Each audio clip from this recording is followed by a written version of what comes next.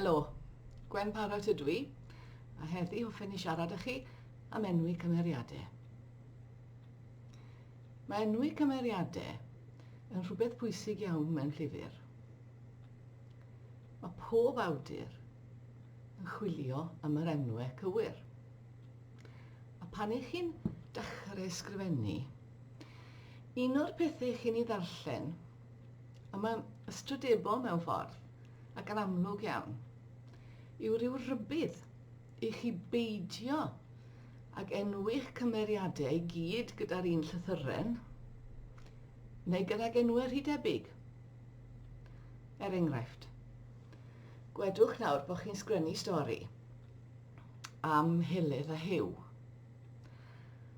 a mae Hyw yn cael affair gyda Hedydd, a mae Helydd ddim yn gwybod beth i'n wneud. Felly mae'n mynd at ei thad, Harry. A mae Harry'n ddig dros ben, achos Helydd yw ei dywysoges fach e. A fan oedd yn yr ysgol, oedd gan Harry ffrind o'r enw Barry. A ryw gymeriad caled iawn oedd Barry. Felly mae'n cysylltu â Barry a gofyn wrtho i roi crysfa i Hyw. A mae Barry'n dweud, wel, well i fi beidio wneud e, well i'r mab Gary wneud e. Nawr, dwi'n siŵr bod chi'n gweld, mai dwlu llwyr oedd hynny, pam fydde rhywbeth fel yna'n drysu darllenwyr yn llwyr. Y peth yw, dyw e ddim mor hawdd i'w osgoi ag y byddech chi'n meddwl.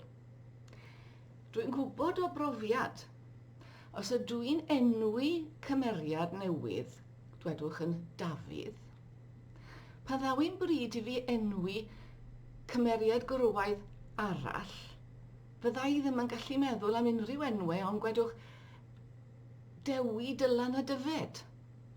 Mae fel pe pain ymennydd i wedi mynd yn hollol styc ar y lythyren dy. Ond mae'n hawdd gweld sut y gallai enwau ddenu darllenwyr a gwneud iddyn nhw fynd, pwy yw yn to? Mae rhywun tebyg chydig dydalennau nôl? Neu beth yw'r enw twp hwn? Ond fel awduron, i ni'n gwneud yn gorau i enwi cymeriadau mewn ffordd sydd ddim yn mynd i gythruddo darllenwyr.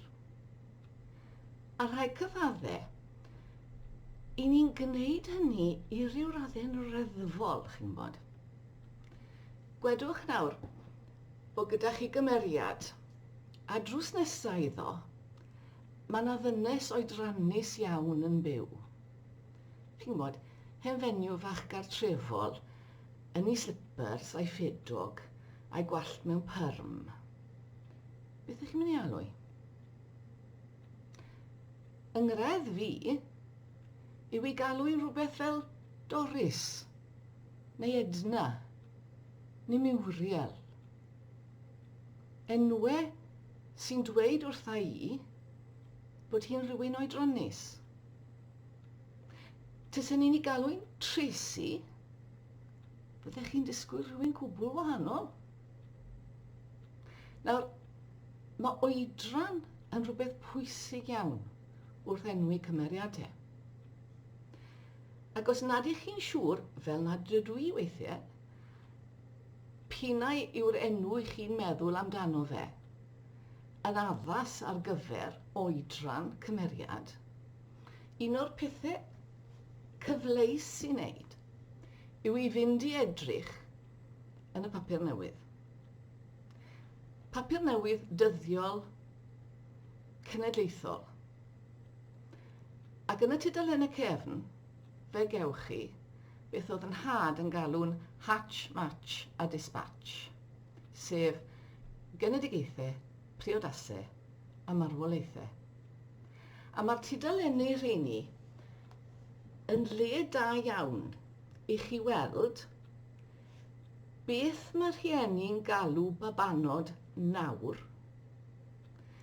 pa enwau sy'n boblogaidd ar gyfer pobl sydd erbyn hyn yn ei ugeiniau neu dros 10 ac yn arbennig gyda'r marwolaethau, fe gewch chi deuluoedd cyfan, fe gewch chi'r ymadawiedig a beth bynnag y galwyd ef neu hi, i plant nhw, i hwyrion nhw, a'i gorwirion nhw. Ac yn y fan honno fe welwch chi sut mae ffasiynau mewn enwau yn newid o genhedlaeth i genhedlaeth. A mae cael hynny'n iawn yn hanner y frwydr.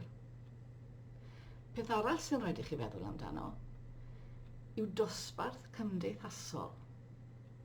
Nawr, os ych chi eisiau gwybod beth mae'r crachach yn galw i plant, sy'n ni'n argymell eich bod chi'n edrych yn yr un tudalennau, yn y Times neu'r Telegraph. Cewch i'ch syni. I ni gyd yn gwybod nad yw'r crachach, enghraifft, yn galw i plant yn bethau fel Chardonnay a Diesel.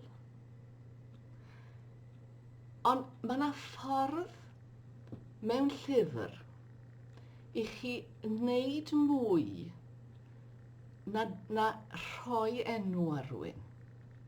Mae yna ffordd o ddefnyddio'r enw hwnnw.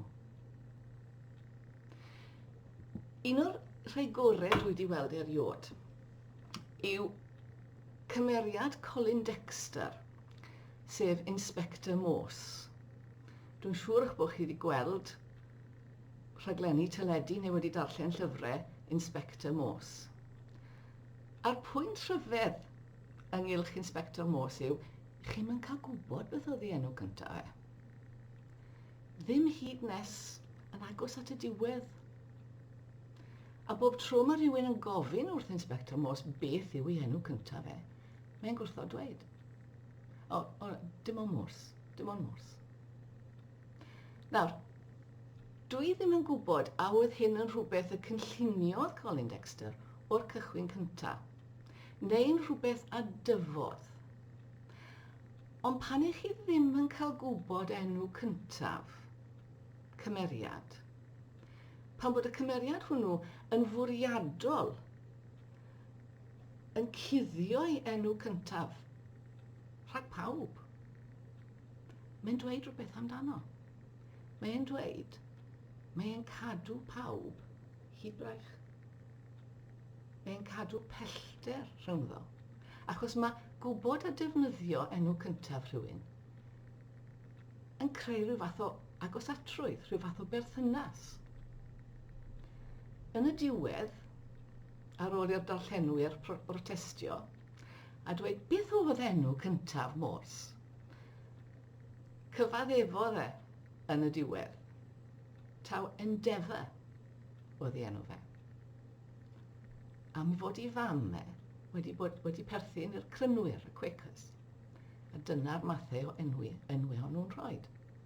A pan ych chi'n clywed hynny, ych chi'n deall pam guddiodd yr enw.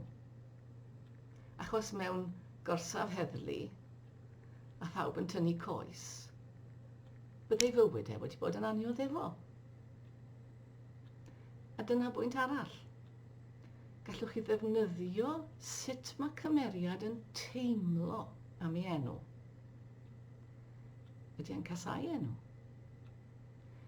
Ydy e'n credu nad yw'r enw yn adlewyrchu pwy yw e nawr? Ydy e'n dod o gefndir, dyw e ddim yn ei arddel rhagor?